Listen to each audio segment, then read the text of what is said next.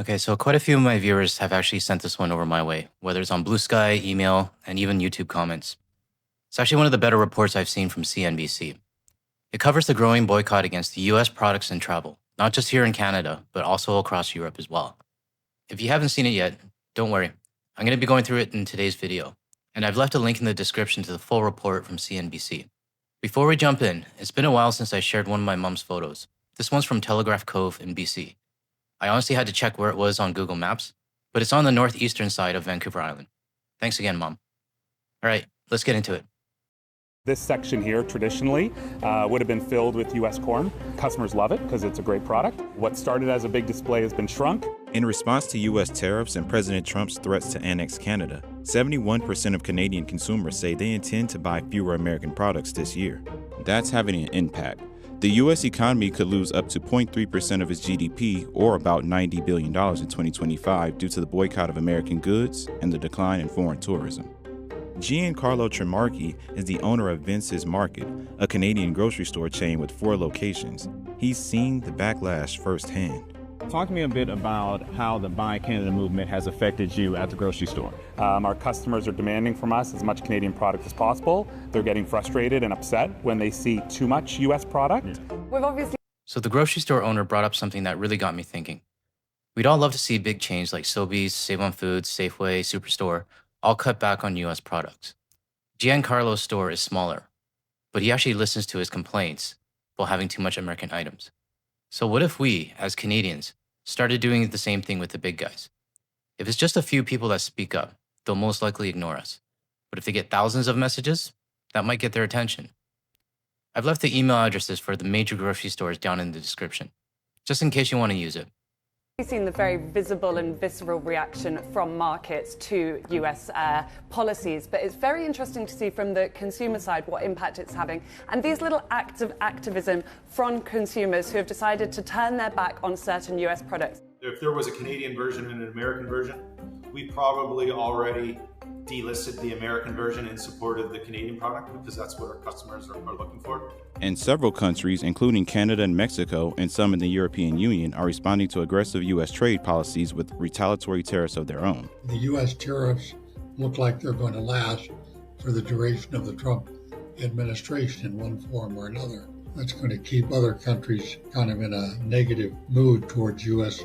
goods and services. So what impact is the boycott on U.S. goods and travel having? And is this just a political statement or a permanent shift in buying behavior? CNBC went to Canada to find out. Vince's Market got its start in Toronto in 1986 and serves about 30,000 customers weekly. March was when the real tariff threat was like all the news. We had Canada flags everywhere in the store. Tremarchi says since then, his customers have moved decisively away from U.S. products. At the height of when we are out of Canada's growing season, we could be upwards of 60%, 70% American produce. Okay? Right now, we're only running at about 30%. I have a video coming out in the next few days that I think a lot of you want to see.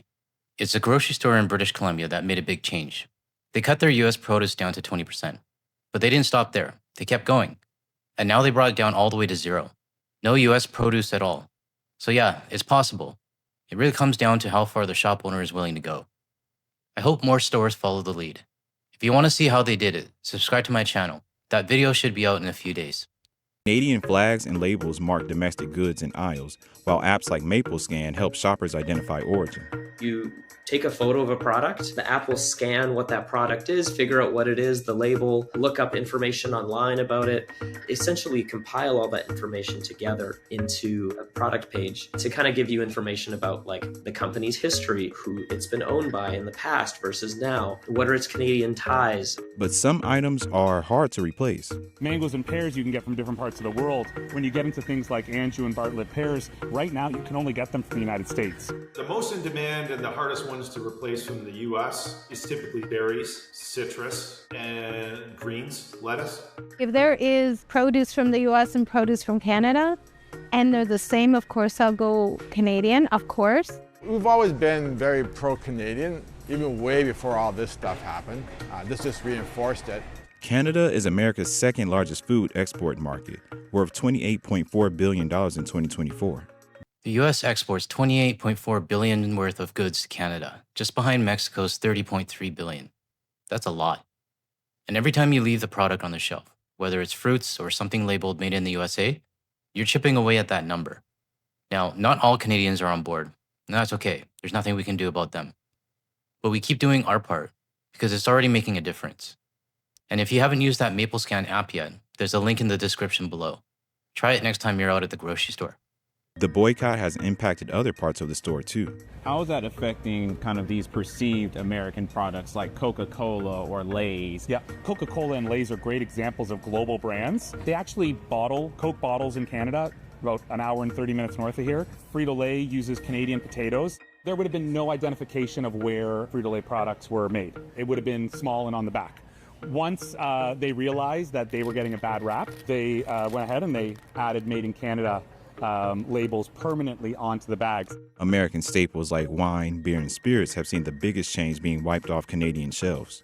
Earlier this year, multiple Canadian provinces announced they were pulling American alcohol from their store shelves. And in March, Canada imposed a 25% tariff on all U.S. alcohol products. A 25% tariff on distilled spirit imports from Mexico and Canada could cost more than 31,000 U.S. jobs. So we're in our wine section now. Our wine business, roughly 35-40% of our red wine sales is California cabs and blends. So that's $60,000 a week in sales that are just gone. They've evaporated from the United States. We're replacing it, and we're replacing it with import wines from France, from South Africa, from Australia, from New Zealand. In 2024, Canada was the U.S.'s top export market for alcohol, exporting $435 million worth of wine, $221 million in distilled spirits, and $41 million in beer to Canada. The loss to the U.S. is a boon to Canada, with the Buy Canada movement adding roughly $10 billion to the country's economy. It's kind of ironic, but it took Donald Trump for Canadians to finally start investing in their own country. Just by buying Canadian, we're already keeping $10 billion in our own economy. And I'd love to see that number hit closer to $30 billion or more. But what matters the most? That money isn't going to the US. Now the big question is, can we keep this going? Giancarlo thinks if the tariff dispute is resolved, the boycott might ease, but it's unlikely every customer will go back to buying American. So I actually just had to respond to a customer from last week that came in and felt like we had too much American product, and they told us they're not going to shop at our store anymore. And just like shelves are being cleared of American products, international travelers are clearing their travel plans to America, turning away from the country as a destination. Let me know what you think in the comments. Though I've got a feeling I already know the answer to this question. I'm asking it because it's important that we all speak up. When others see your comments, they will know they're not the only ones taking a stand. So here's the question. Will you go back to buying US goods once the tariffs are gone and once Donald is out of the picture? Voice it out in the comments below.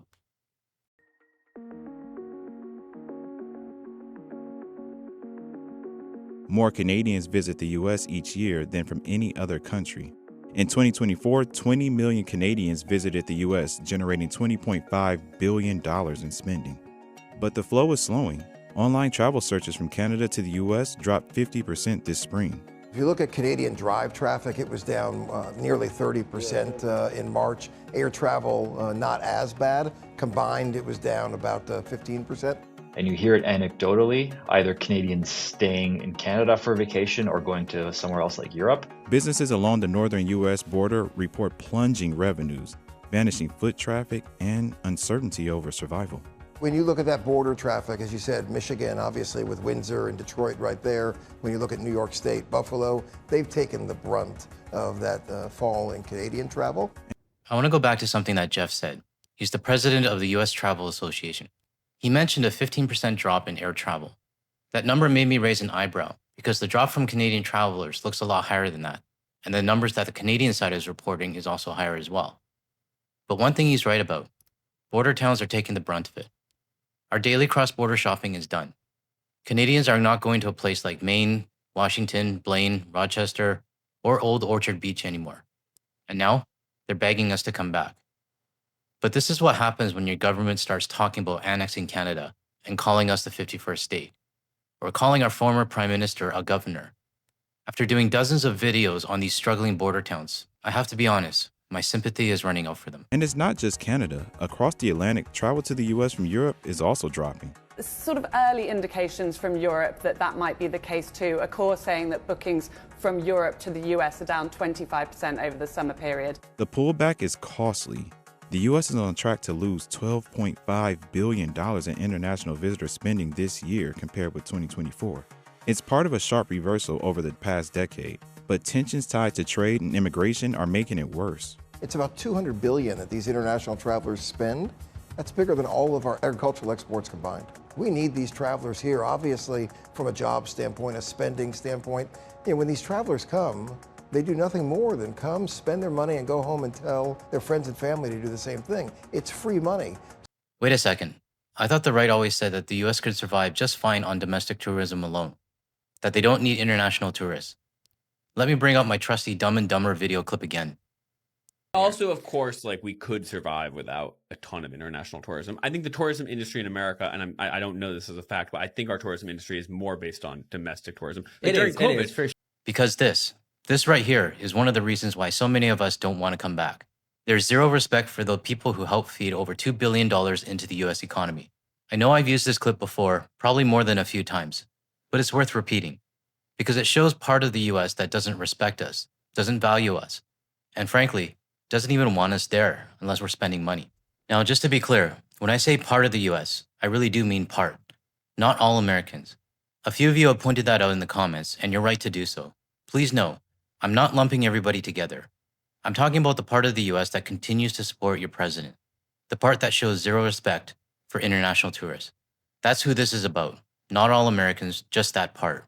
So discouraging these travelers, letting this deficit grow as we seek to balance the trade deficit, we're only digging a deeper hole. What are we doing to send a message that we want you coming to the United States? And that's what's been missing.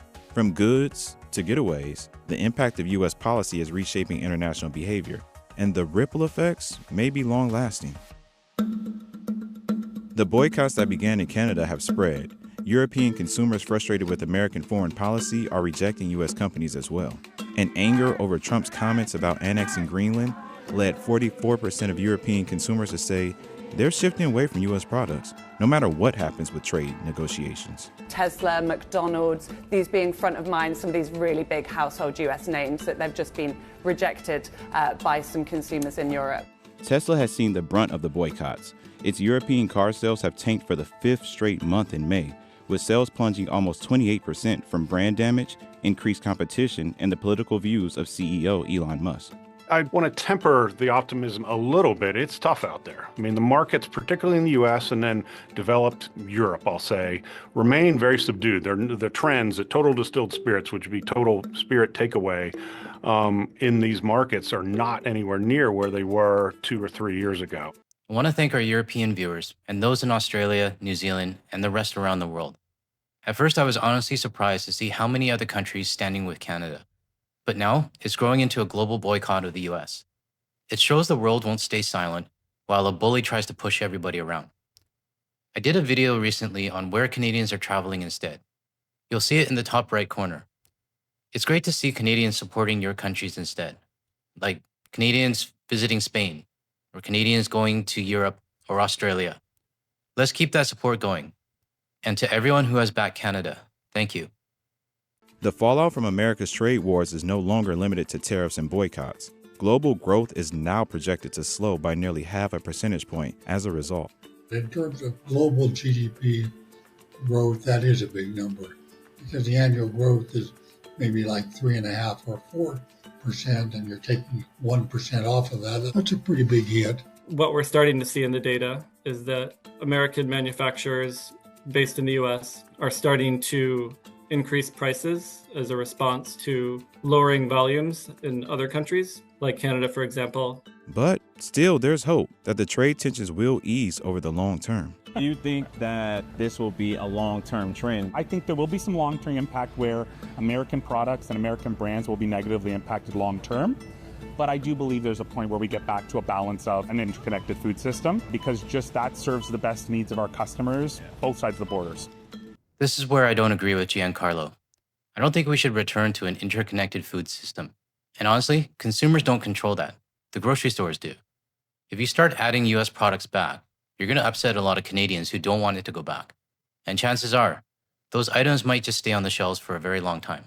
There's one more thing I want to say about going back to an interconnected system, or the way things were before. How do we even know that things will get better after Donald is gone? Sure, there might be a Democratic president in the office next, but what happens after that? Someone like JD Vance could take over, or someone just as extreme. And then we're right back at square one. That's why I think now is the time for Canada to focus on becoming more independent from the US, and not rush back into a relationship with the Psycho X that tried to delete our existence. Now, overall, the CNBC report was solid. They shared real numbers, got perspectives from Canadians and Europeans, and didn't blame it on the tariffs. But we can't take our foot off the gas. Even if some people are still buying US goods, or traveling south, we need to make sure that the pressure continues and don't let up. If you found this video helpful, hit the like and subscribe to get this message out, and feel free to share it with your friends. Tap the bell so you're notified when the new video comes up. And if you're still here, check out the other videos that are showing up on your screen now. Thanks for watching, and I'll see you in the next one.